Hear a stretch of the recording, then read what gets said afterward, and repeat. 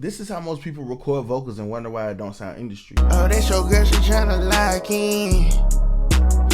Biggity poppin'. It's not your mic, it's not your room, and it's definitely not because you don't have analog gear. I'm proof of that. The real shortcut is understanding what your mic is actually giving you and building a chain that brings out the best in your vocals. This microphone that I'm using has 5 different mic patterns. So I can switch between either depending on my needs. I have no need to use it outside of the cardioid pattern. 0, we can leave it flat. We can roll off a little bit 40. This is what it sounds like with 40. This is what it sounds like with the 80 cut. And this is what it sounds like with 160. Do you hear how brighter my voice sounds? Then we have a dB pad. So we can leave it at 0. It's gonna sound like this. So if I subtract 10, it goes down. Then if I subtract 20, you hear how that drastically changes my sound. The reason why understanding your mic is the real shortcut is because you don't waste time. You understand what you need and what you don't. So for this one, you hear like how this sounds. Oh, that's your girl, she tryna lock in. Like I can get a better vocal from that because I did not have nothing but auto tune and I recorded. And the interface that I'm using is a Volt 276. I'm not even using my Apollo Twin. The cheat code is understanding the frequency response. So you see the red line, so that's the pattern that my mic is on. So this is how it's gonna respond to each frequency. We see between the 5K to like in between like the 6K or whatever, all this range right here, it's a boost here, then it's gonna be a dip here, and then when we get past the 10K range, we're gonna have this little curve up here. So if my vocals are gonna be a little bit too bright, we need to tone that down a little bit. And right here, now here we go, we building out the chain that we know that's gonna actually sound good with our voice. We see right here on the preamp that I'm using with the Need 1073, we can roll off 50, 80, 160, and 300. So just like this makes a difference in the EQ, the same thing applies to the microphone. So if I don't want to use this plugin to roll off the EQ, all I do is go to my mic and be like, okay, I want to roll off 80. So I just move it to 80. So that way I don't have to use the EQ part right here at the bottom. Now, this is where it gets a little bit tricky because if I want to sit here and mess with the EQ a little bit while I'm tracking, I have the ability to do so. When we're looking at it, I can literally sit here and boost this. That's going to make me sound boomy, muddy, and that's not going to work. Or I can subtract, but that's going to thin out my vocal to the point where it don't really sound like me or the sound that I'm going for. You could do this with any preamp, any channel strip, but it's understanding how each one of these movements and your voice and the microphone work together. But this video is sponsored by Sweetwater. They are the real shortcut to get the gear that you're looking for and want to purchase to your front door with fast, free 2-day shipping. You can call them up, talk to them about your studio needs, and they'll help you out to the best of your ability to get the gear that you need versus them trying to upsell you on something. But let's get back to the video because the microphone is a part of your recording chain. A lot of people don't look at it like that, but your microphone is very important. Because you can have the best performance in the world, but if you're using your microphone wrong with the wrong chain, it's gonna sound horrible. Another thing that you can do to add to the chain is to give it that volume. If you want to push the pre harder, right? We could drop the pad down. So I'm gonna drop it down to -20. Okay. Now you hear it at -20. So now I could really push my preamp on the plugin harder than what I would. Now, any EQ movement that I do, even with the rolling off, all of this stuff will be enhanced. The thing with the distressor is that it pushes the vocals to the front. You know what I'm saying? Like make them aggressive in your face. Then we can add a little reverb and a little delay to kind of bring out the best for our tracking. Oh, that's your girl, she tryna lock in. Let's get it poppin'. Oh, your girl, she tryna lock in.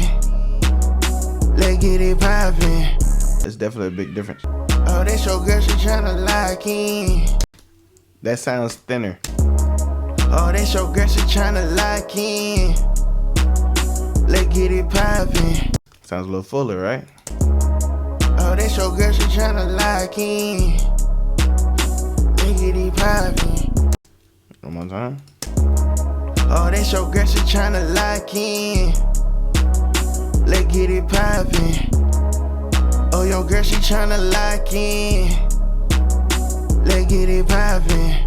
And the reason why this is the real shortcut is because these are studio microphones. These are studio modeled plugins. If you put them together and treat it like you're in a studio versus just recording raw and then trying to find a magical preset to help your microphone, that's not going to help you. You need to treat it like you were in a studio. Now I'm going to add another tracker chain that you can use for your microphone to get the most out of the mic, because the OC818 microphone sounds great, right? So now I'm gonna just go to one of my presets that I have in here in my expansion pad. Oh, your girl, she tryna lock in. Let's get it poppin'. Oh, your girl, she tryna lock in. Let's get it poppin'. Options. I got options. They all sound different compared to this one. Oh, that's your girl, she tryna lock in. Let's get it poppin'. Let's get it poppin'. Yeah.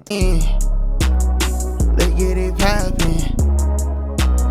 She tryna lock in. Let's get it poppin'. For this one, we're just gonna put the tune on and build a EQ curve that kind of helps our vocal. We can just go ahead and just add more air. Like, you hear how that just sounds on my voice, right?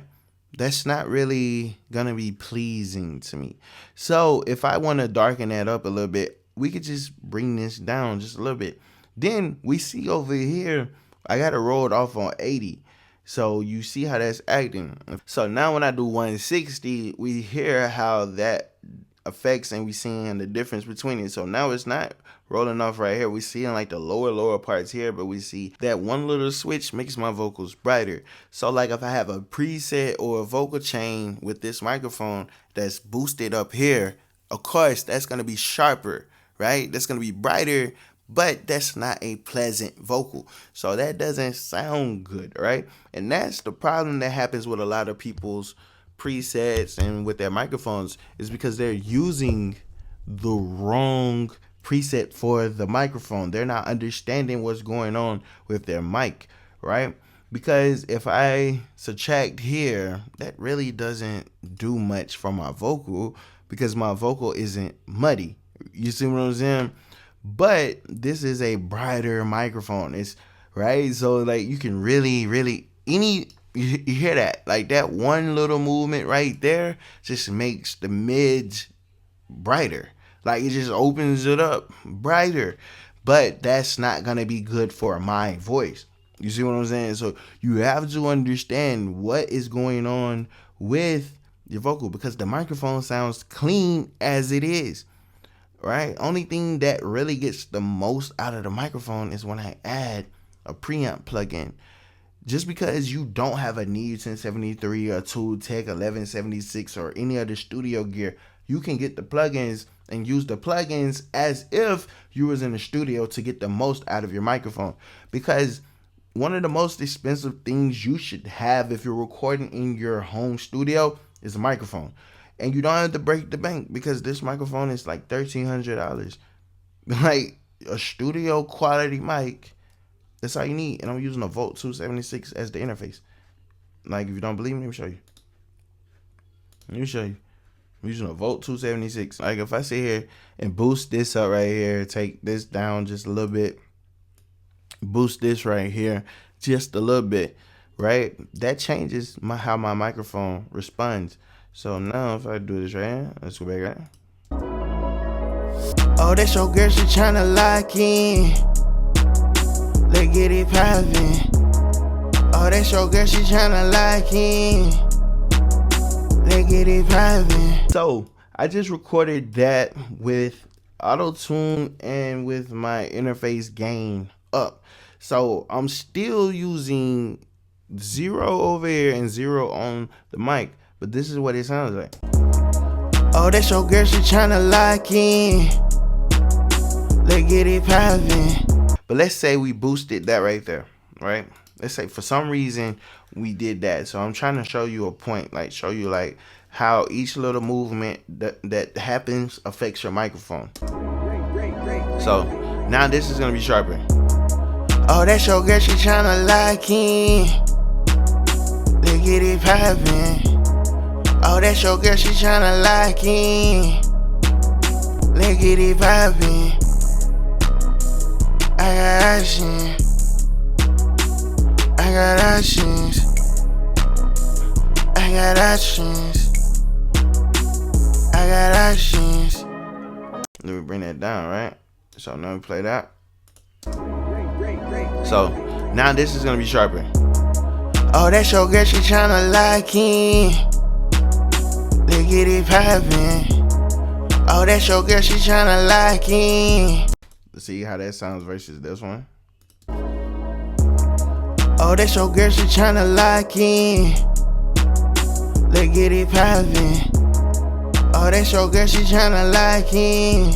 So like on this one right here, we're gonna need more of a de-esser because it's more chances that the S's, the sibilance is gonna be sharp. But me understanding my voice, the microphone pattern, how it responds to my voice in certain areas with certain words, with certain sounds, saves me time. So I don't sit here and record with it or do any boost or use a preset or any vocal chain that's boosted more to make it brighter. You know what I'm saying? Because my voice is naturally brighter.